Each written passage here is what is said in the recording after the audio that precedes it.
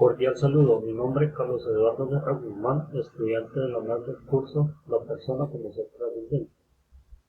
En el desarrollo del curso se reflexiona constantemente a partir del análisis de diversas temáticas relacionadas a la persona como ser trascendente. Se convierte en un camino hacia el autoconocimiento y la realización personal, donde cada individuo puede explorar su interioridad y la relación con el mundo que lo rodea, las diversas dimensiones que se entrelazan en el entendimiento de la naturaleza, se exploran desde múltiples perspectivas filosóficas, destacando su complejidad y relevancia en la búsqueda del sentido de la vida. La alteridad, el otro que me rebasa, se entiende como la condición de ser otro. Es un concepto filosófico que se refiere a la relación entre el yo y el otro. Este principio implica un cambio de perspectiva donde se busca comprender y valorar la existencia del otro en su singularidad y diversidad. En las implicaciones éticas, filósofos como Emmanuel Levinas argumentan que el encuentro con el otro es un llamado a salir de la monotonía del egoísmo hacia una vida más plena y solidaria.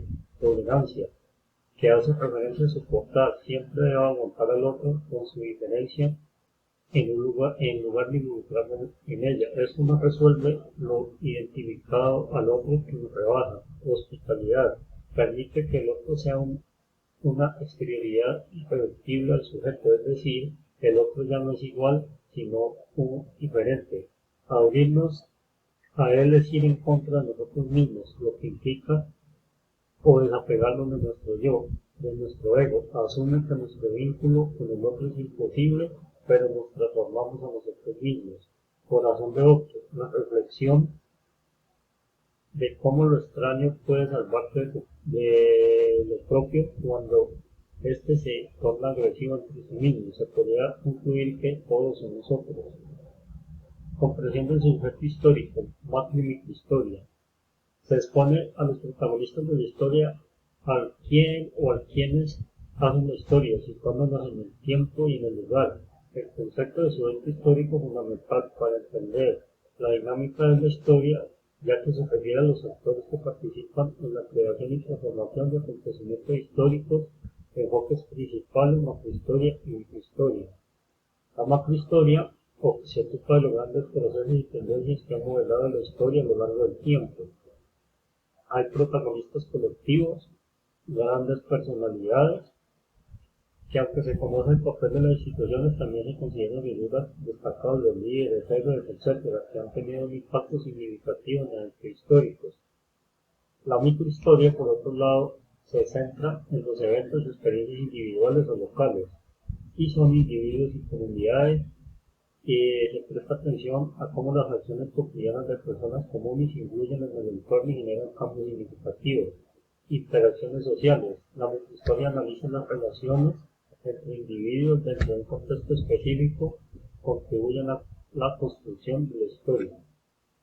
El sujeto histórico es un concepto multifacético que abarca tanto a individuos como a colectivos, permitiendo una comprensión más rica y compleja de la historia.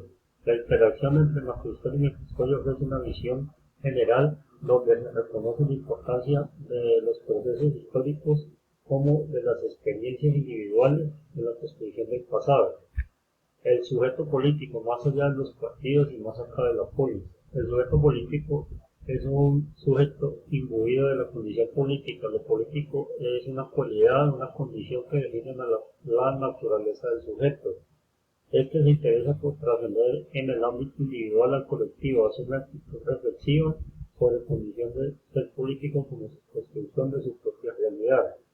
Más allá de los partidismos, la noción de sujeto político trasciende el marco tradicional de los partidos políticos, aunque estos son actores importantes del sujeto político también. Incluye movimientos sociales, comunidad civil, individuos activos. Más acá de la polis, se refiere al espacio cívico donde se desarrollan las interacciones políticas. En este sentido, el sujeto político también implica construcción identitaria, educación cívica, diálogo y participación.